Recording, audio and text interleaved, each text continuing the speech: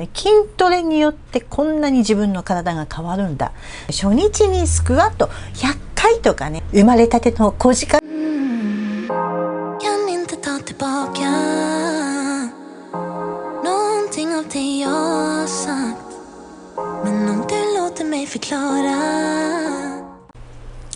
い、皆さんこんにちは。更年期世代真っ只中、52歳のまきです。今日はですね、テーマにもありますように、私が筋トレを継続できた理由、そして習慣化できた理由ということで、3つご紹介をしていきたいと思っています。カハッとか言った。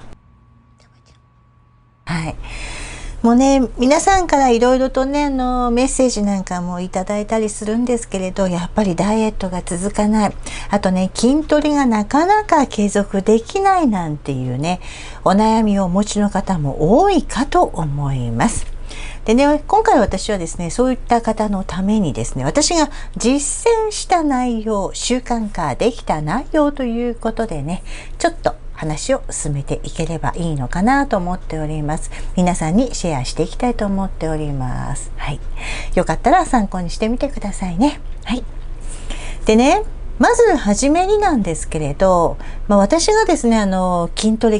って皆さんにね、よくね、話をしてると思うんですけど、40代以降の皆さんに筋トレをお勧めする理由というところからちょっと話をしていきたいと思います。40代以降というのは、筋肉量の減少とともに基礎代謝量がね、低下をしてきます。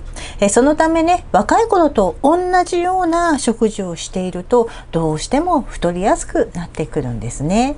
他にも、ホルモンのバランスですね。更年期世代になってくれば、女性ホルモンのバランスの影響もありますし、内臓脂肪というのもね、増えてくるということも言われております。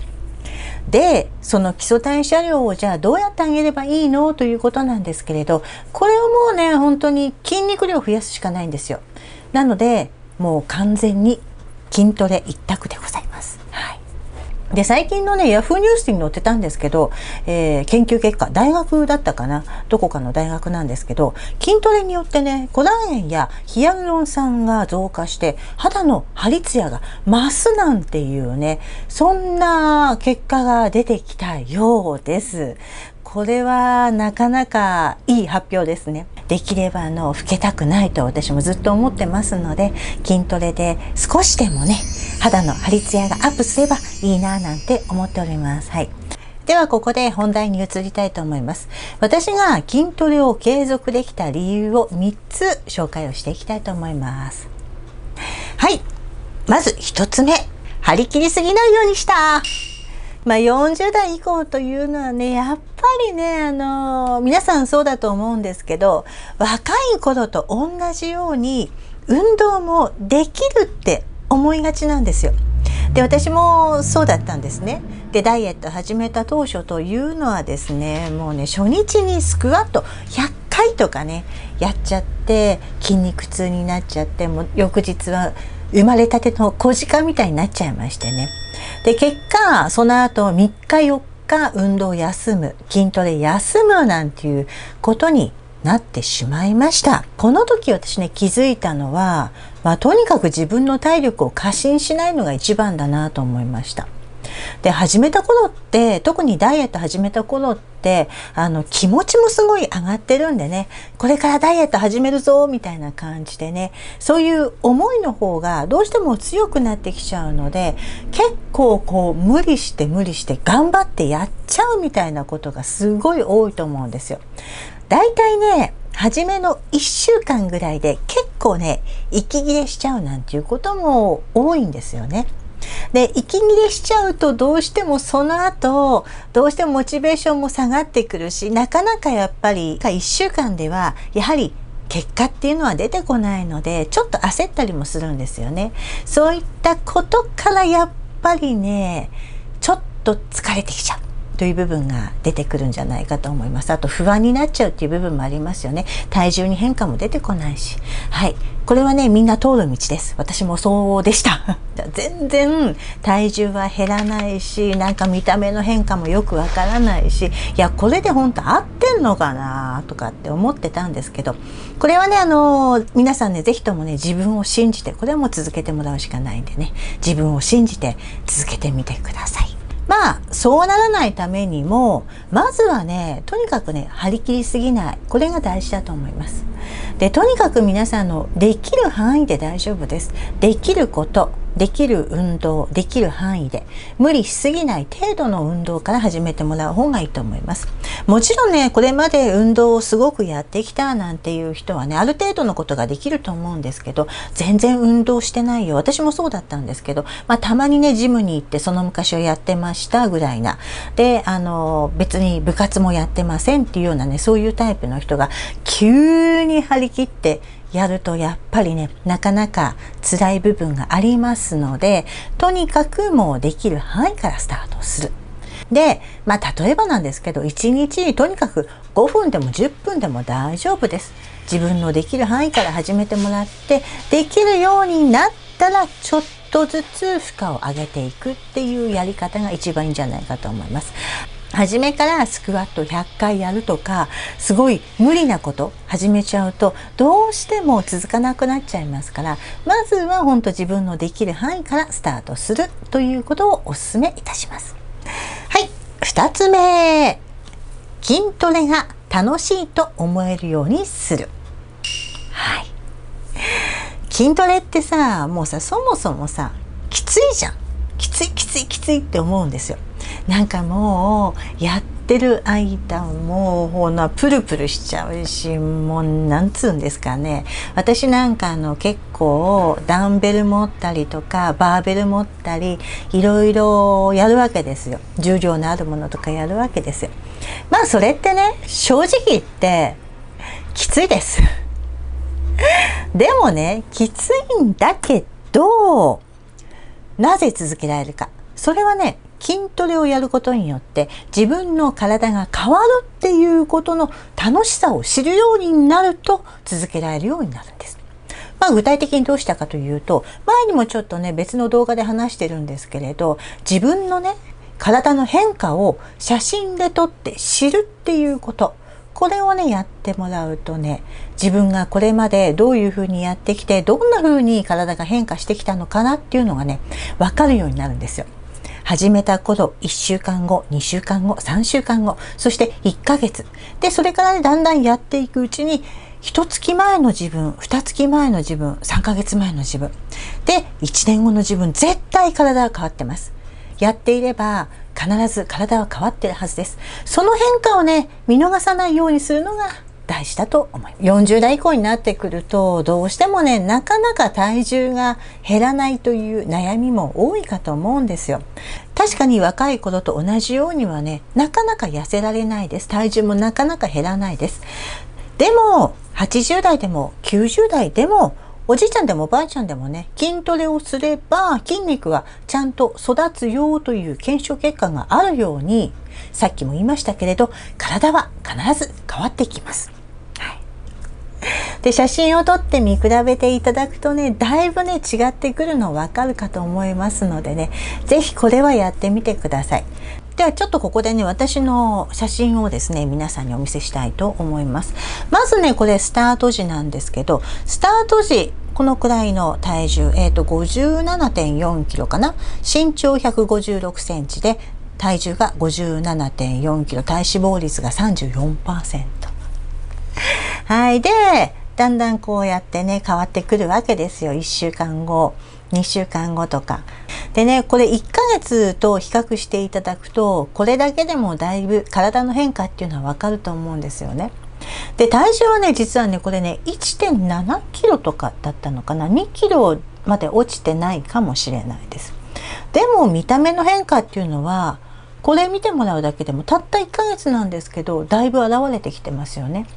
大事なのは体重ではありません。見た目の変化、そして体脂肪率を落として筋肉量を増やすっていうことの方が、こっちの方がね、正しいダイエットです。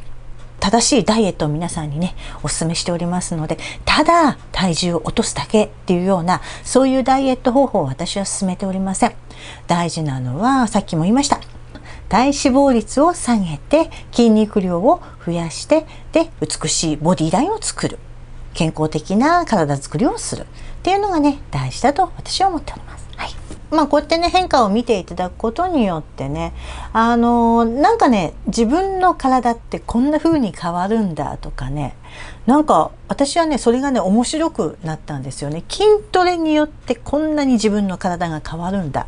そういったことから私は筋トレが楽しく思えるようになりましたので、皆さんもよかったらね、そうやって見比べていただいて、きつい筋トレだけど楽しくなるみたいな、そんな風にね、ちょっとこう思考を変えてもらえるといいんじゃないかと思っております。はい。それともう一つ、例えばタクトレの場合なんですけれど、初めのうちはすごいきつかったトレーニングであっても、ある日にね、気づくんですよ。あれこれなんかきつくないじゃん。まだいけるじゃん。みたいなね、そういう感覚がね、出てくるようになるんですよ。で、それに気づくようになれば、あれなんか私成長してんじゃんとか、なんかこれまだまだいけんじゃないのみたいなね、そんな感覚になる時が訪れますから、ぜひ皆さんの継続をしてみていただくといいんじゃないかなと思います。なんかそれもね、楽しさの一つですね。はい。3つ目。言い訳をやめた。はい。ねえ、言い訳ね。そうなの。言い訳なのよ。大人になると、何ですかね、すごく言い訳が上手になってくるんですよね。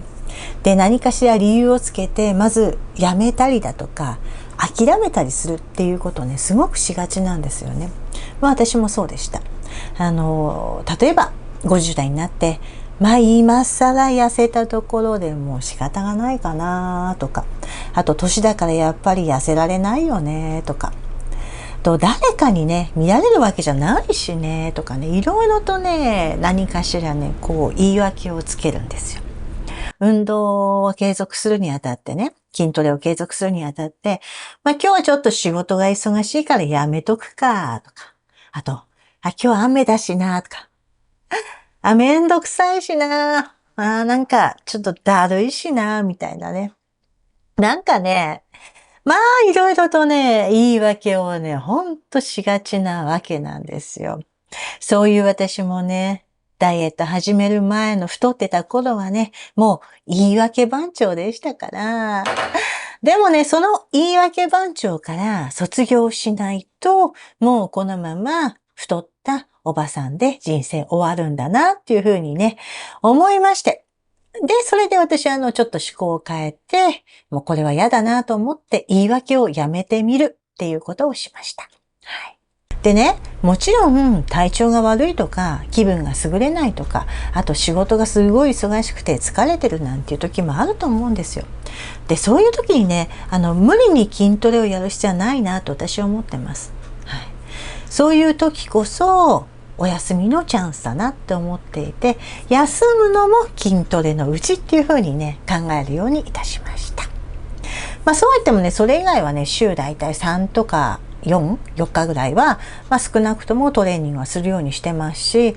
筋トレもしできなければ、ウォーキングとかもね、してますしね。だいたい今は朝かな、朝お散歩は、これはもう欠かせない感じですね。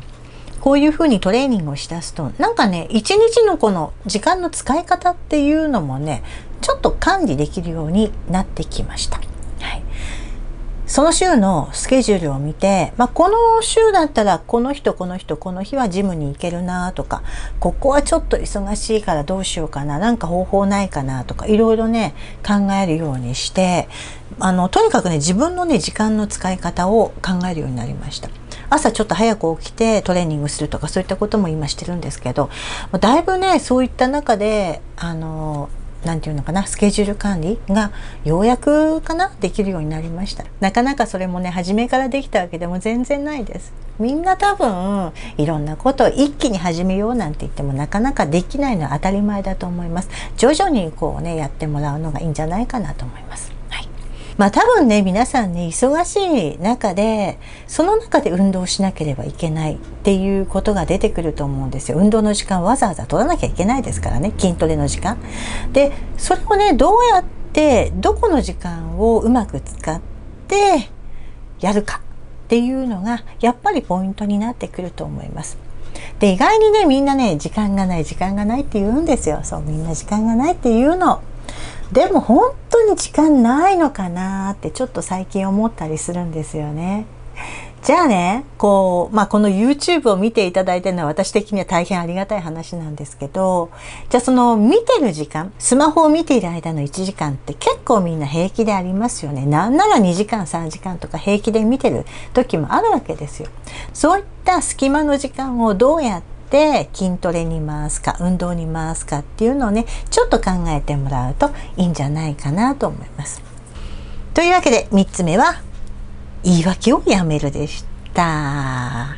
そうは言っても、私もね、これ習慣化できるまでにっていうのは時間はかかってます。今でこそね、時間をかけて筋トレをする時間を取ったりだとか、あと食事の管理をするとか、そういったことができるようになりましたけれど、それまでは当然失敗をしてることもありますし、もうめんどくさいな、嫌だな、なんて思いながらね、やってる時期も正直ありました。はい。それでも自分を支えていたのは、やっぱりね、昔のあの体に戻りたくないっていうところなんですよね。初めから完璧に食事管理をして、運動もして筋トレもやって有酸素運動もしてなんていうのはなかなか難しいことだと思います。むしろね、それを厳しくやればやるほどね、きっと継続しなくなってしまいますので、とにかくできる範囲から、やれるところからちょっと始めてみていただくのがいいんじゃないかなと思っております。はい。というわけで本日は以上でございます。また何か質問などありましたら、メッセージの方にお書き込みいただきますとですね、細々とお返しできるものは返していきますし、なかなか最近ちょっとたくさんなっちゃったのでお返しできてないんですけれど、そういった場合にはまた動画にね、アップしていきたいと思っておりますので、どしどしお書き込みください。はい。ではまた次回の動画でお会いしましょう。バイバーイ。筋トレ楽しくなってね。